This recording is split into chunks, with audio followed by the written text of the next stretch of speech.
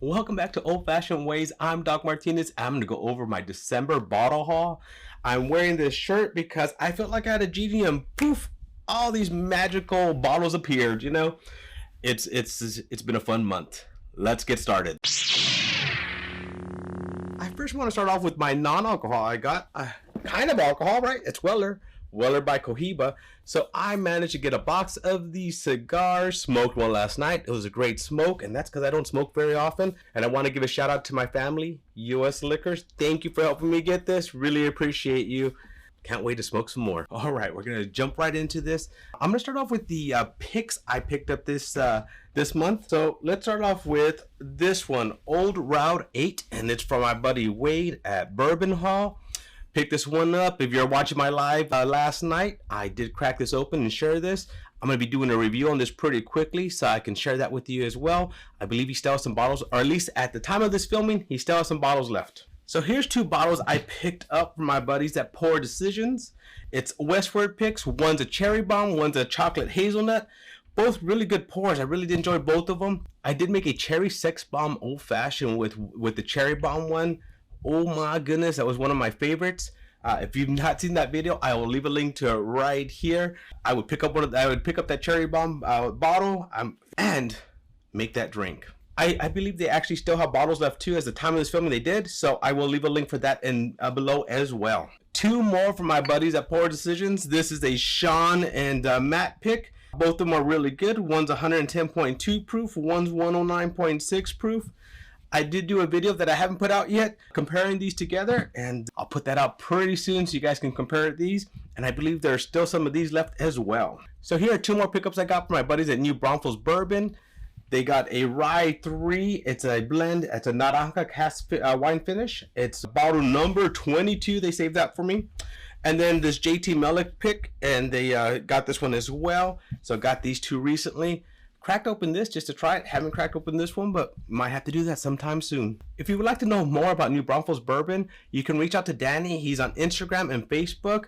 I'll leave links below for that as well, so that if you want to join and be able to pick up some amazing bottles. They've had some great picks this year that I've really enjoyed. Next, I picked up these 4 bottles. I got them. So the distiller for My Lemon Green was down here in the valley. Got to go meet her, the person that was with her too. Very nice people, love to chat, lots of information. I actually picked up 2 bottles, and they actually gave me 2 bottles as well. I'm gonna do a review on some of these and get those out. We're also hopefully gonna have them online. I actually need to reach out to them so we can get that scheduled. And they want to, to be on one of my lives with me, so that'd be a lot of fun. And we'll be drinking these that day as well. I also have this new Nancy pick, the Still Austin.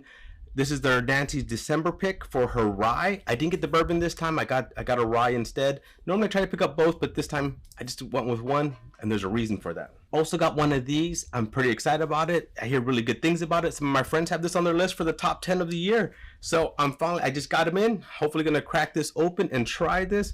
I'm pretty excited. I hear a lot of good things about the Lost Recipe, and a lot of it has to do with the staves in it, which is that mocha stave that they retired, so they don't make that one anymore. Tom Black was nice enough to help me get this to me.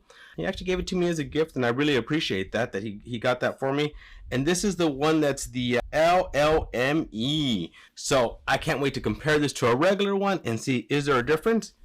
It does look pretty dark, so we'll have to see. We'll see. So this one is a whiskey. It's a corn whiskey. It's a little bit different.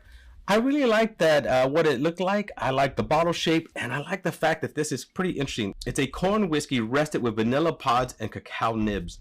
As you see, I popped this open on one of my lives just to try it. It's a very interesting, earthy kind of taste, but I kind of want to make an old-fashioned with it, so hopefully maybe this month that's what I'm going to be doing. Next on my list is this Whiskey Tree. Now, Keith P was nice enough to gift this to me, and I was pretty excited because I was looking for this, because it is a Nancy Fraley blend. It's something that she works with. She works with Whiskey Tree.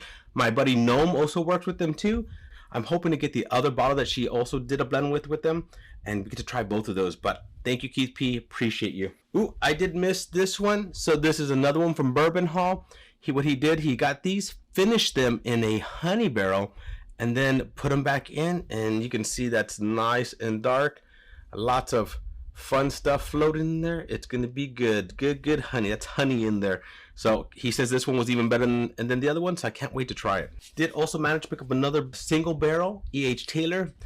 That barrel proof still eludes me, but happy to have one of these. I think these are great pours from the small batch on up, and I really do enjoy them. Keith P helped me get this single barrel, Four Roses single barrel. This one is, let me see, and this one is a OESO, 9 years, 6 months. I'm going to try to get most of them and see the differences with them, so I'm pretty excited about that. The other day I was in there, and this is something that they put new on the shelves. Now, I have not had a lot of Iron Root. There's one of them that I really want to get. They say is really good, and I keep forgetting to get that one, but this one was a new one. I figured I'd try it. It is the lower proof. It's only 46%, so it's 92 proof, but it's supposed to be their new one, and I think it's going to be something fun to try. I also finally got a Stag in the Wild. This one's 23C, so it's last year's last one. It's supposed to be a really good pour. I'm not sure if I have one of these from last year. I think I do, and I think I might have it open, but I don't know. If not, I'm going to be popping this one open. Always a good pour. I love Stag. Stag Juniors are one of my favorite pours. When in Colorado, I went to a place I've been before. It's called Security Discount Liquors. Now, the only reason I ever went there the first time is because Whiskyer, he's out there in Colorado. He does hunt videos, and he suggested this place, so I went there. I always find something neat on their shelves. They have some really cool stuff there, and their prices are very reasonable. I picked up one of these because they don't have these in my area in the South Texas yet, and I've been wanting to try it. I opened this up while out there with my son. We all enjoyed this pour. Really, really good pour. And I found a needle in a haystack.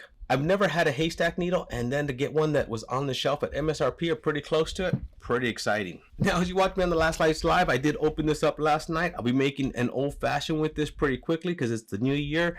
I didn't get last year's, but I got the year before, so I'm probably going to mix those two to make my old fashioned for the year. Well, it was a fun pour. Enjoyed it last night.